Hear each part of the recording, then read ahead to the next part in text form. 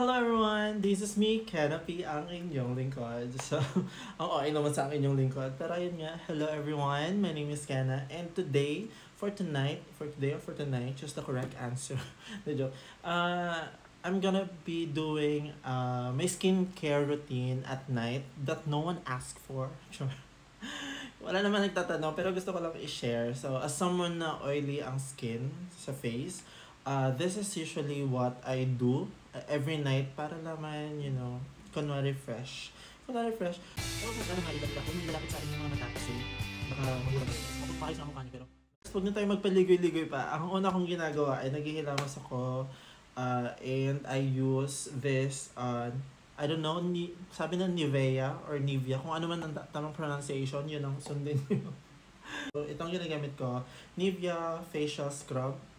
So, next ay ang ating toner, itong Tomato Glass Skin. Lagay mo lang siya sa cotton. Dito lang sa amin ako magsasalamin kasi walang dalang salamin dito sa area. Ayan. So, itong Tomato Glass Skin na to, itong toner na to, nakaka-help siya na mag-clear ng excess dirt sa ating mga mukha na hindi nakuha ng ating facial wash. So, any facial wash naman. Pero if gusto nyo sa din ng facial wash, huwag lang. Hindi ko lang pinagkakait. Sa inyo na yun. Bibili din naman ako. Actually, hindi naman ito sponsor kasi sino ba naman ako para sponsor. Di ba?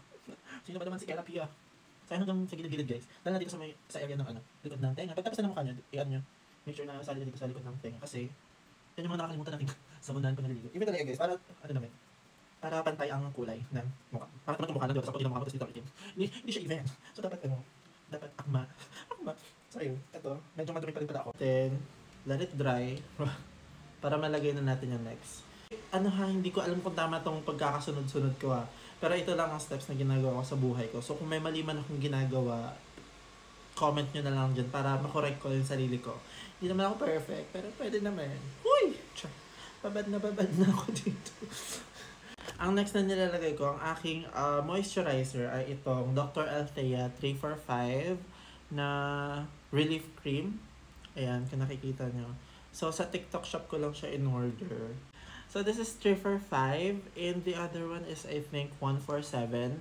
So, the difference between the two is the 147 is for dry skin and this one is for oily skin. Pero you can try both naman. Pero ito kasi, since oily skin nga ako, ito ang ginagamit ko. Ito ang in order ko. So, ayun. Small amount lang guys, huwag masyadong po kasi mahal siya. Mahal siya ng almost 1,000 siya. And, ayun. Dapat, i-spread mo siya evenly sa face mo. Ayan. Kasi pag hindi mo siya na-spread, bakit? Basta spread mo lang maayos, make sure na. Pero kung huwag nyo ilalapit sa inyong mga mata kasi baka magulang kayo guys. Maayos na ang mukha nyo pero nabulag naman kayo. So ayun, pati sa like ulit kasi, mahal natin ang aking sarili. Okay lang small naman pero huwag nyo pipin guys. Na parang, may kasyon kasi sa'yo kung lagay sa leeg, mukha lang. Eh ganun. Ayan, so 3 for 5. So again, let it dry. So medyo glass skin. Glass skin! Sino ka? So, ayan, tuyo ng ating mukha sa ating moisturizer. Ang last ko naman na ina-apply palagi ay ito, ating serum. This is from Lux Organics. So, make sure na lalagay mo lang siya dito sa ating face. Huwag mong kainin, guys. Alam kong naghihirap tayo, pero huwag kakainin ng serum. So, spread evenly, guys. Mahalagang may palaganap lahat ng mga bagay. Ito naman, depende na sa inyo kung lalagyan nyo yung leeg nyo. Ganyan sa commercial Ayan. Dagot. So, ayan. Munti ka mapunta sa bibig ko. Spread guys, spread. Spread. Then, syempre sa agtang. Or no. Bisaya naman tayo dito. Ayan, okay na yan. Yan. Yan ang ating serum. Pero yung exist nilalagay ko sa So, ayun guys, tapos na ating skincare routine. So, nasa sa inyo kung depende.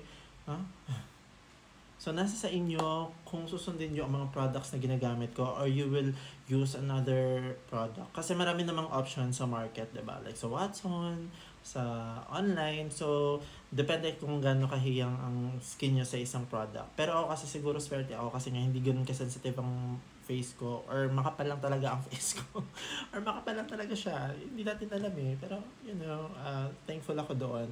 And ayun nga, basta yung flow yung program flow ng pag-nights ng skincare nyo ay ganun lang din naman. Facial wash, toner, moisturizer, and also serum. So yun lang naman talaga ang pagkakasunod-sunod na ginagawa ko. So kung may ibang pagkakasunod-sunod na dapat kong gawin, comment nyo lang yan. And maraming salamat sa mga nanonood. Kung may nanonood. Salamat. Salamat sa inyo. And please do comment sa mga gusto nyong gawin natin, kung anong mga suggestion na gusto nyong ipagawa or ipa-review para reviewer sa akin. Comment nyo lang kasi susubukan natin gawin. And then, of course, don't forget to like, share, and also subscribe this channel, and hopefully we'll get there. So thank you so much, guys. Have a great day ahead. Bye. Good night.